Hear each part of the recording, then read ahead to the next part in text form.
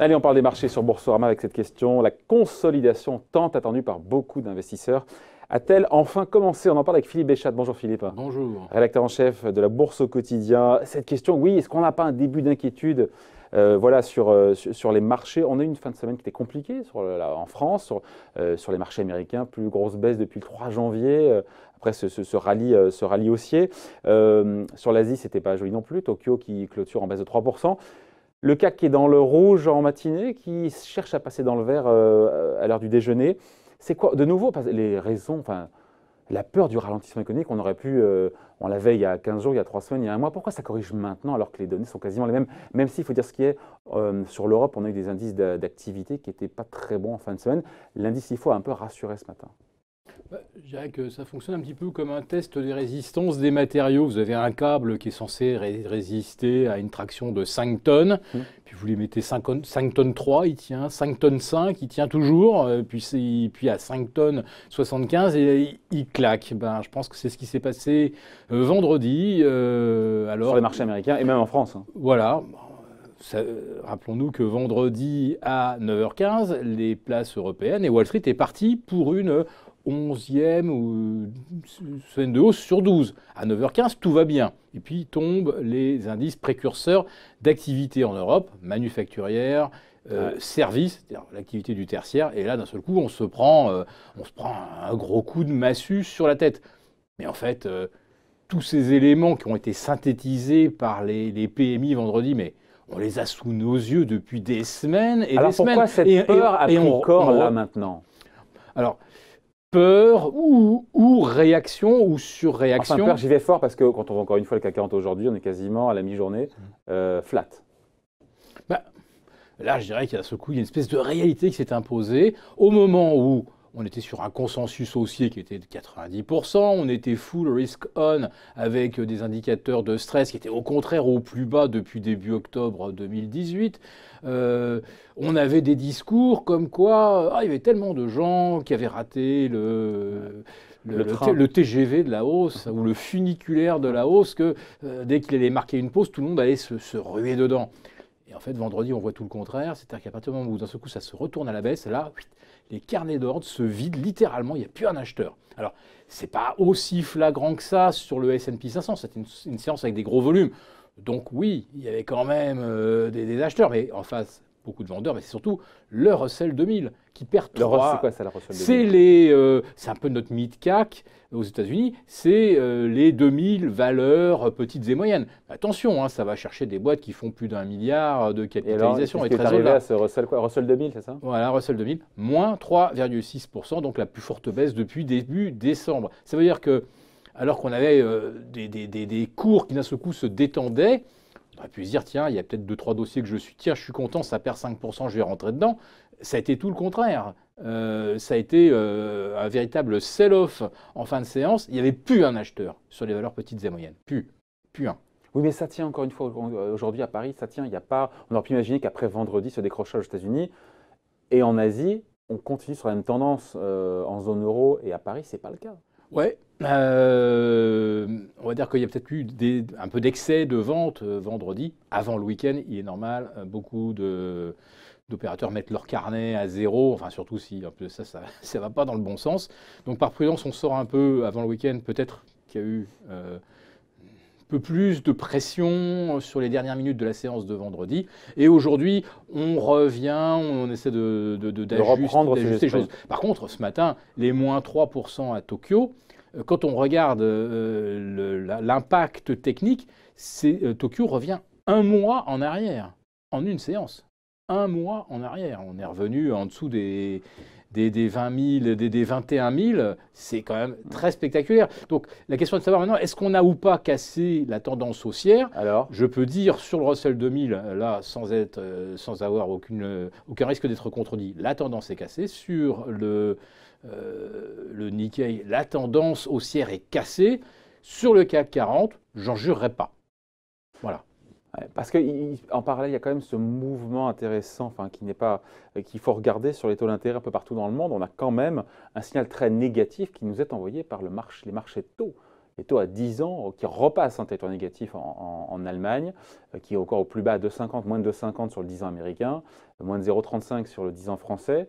Le marché taux nous envoie un signal très négatif. Bah, la dernière fois qu'il nous a envoyé un signal aussi négatif, c'était à l'automne 2007, ce qui n'avait pas empêché, rappelez-vous, le S&P ou le DAX de faire ses records historiques, hein. On avait pourtant des signaux clairs de précurseurs d'un ralentissement. Alors là, c'est vrai que vendredi, d'un seul coup, on a l'inversion totale, c'est-à-dire que l'argent à un mois affiche 2,48 de rendement et l'argent à 10 ans aux États-Unis, le T-bond, c'est 2,45 et même plus fort.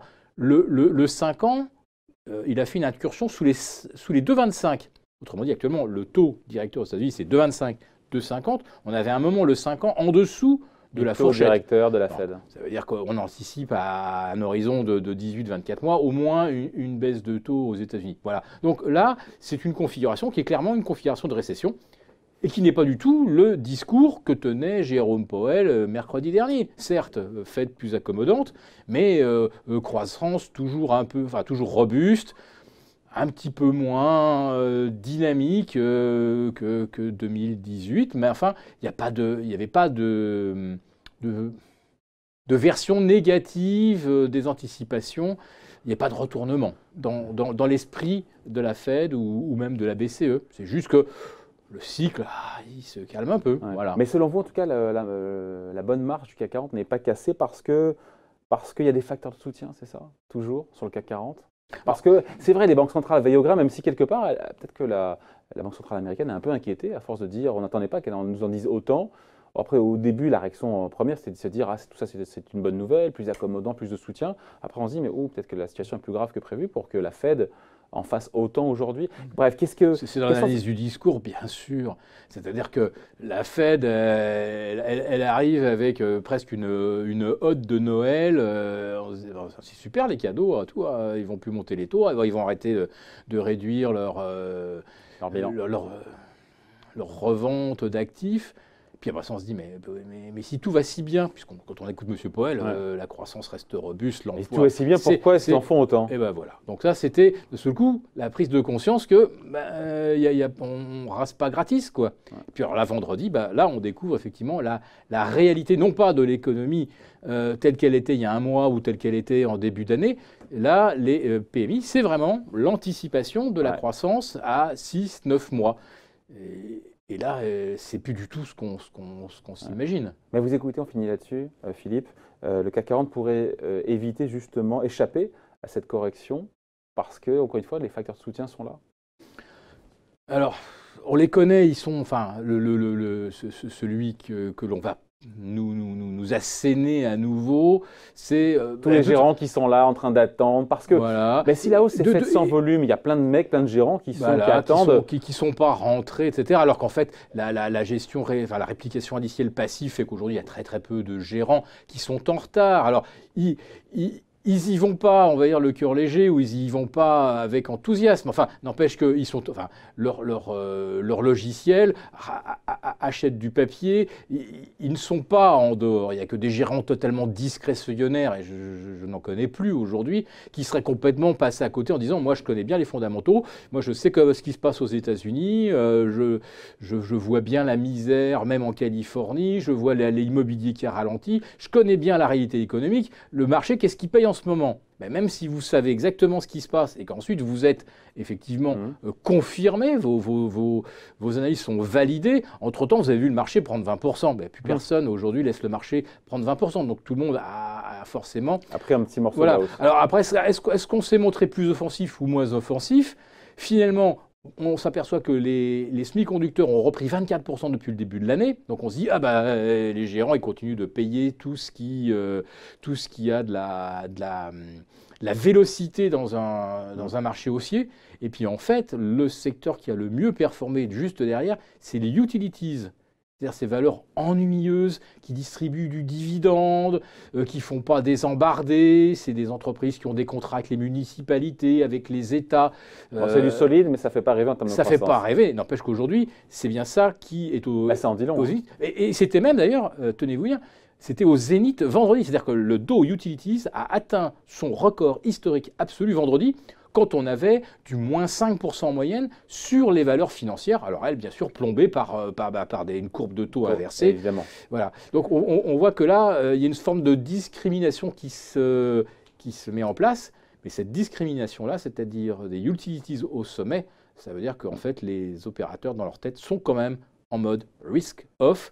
Et ça c'est quand même un précurseur. Mais pas sur le CAC 40, on finit là-dessus. Pour vous, ce début de consolidation sur le CAC 40, il n'est pas avéré, il n'est pas certain. Alors, tout dépend voilà. Non, mais si on prend en 5 minutes, en 20 minutes, en 1 heure, la tendance haussière elle n'existe plus. Si on prend en daily, aujourd'hui, si on terminait au-dessus de 5003, on invaliderait un signal potentiellement baissier. En hebdo, c'est toujours haussier moyen terme. Voilà. Donc à très court terme, ceux qui font du day trading, ils ne sont plus dans le marché, ou ils ne devraient plus y être. Mais globalement, la tendance, elle est toujours là. Mais ce n'est pas le cas sur tous les indices, et surtout pas sur l'indice des financières. Et méfions-nous aussi des technos, des semi-conducteurs. La cassure de la tendance, elle est imminente. Et sans ces deux locomotives, je crains que la tendance, globalement, elle ait du mal à tenir. Hein, voilà. Merci donc pour ces explications. Ce point de vue signé Philippe Béchade, rédacteur en chef de La Bourse au quotidien. Merci.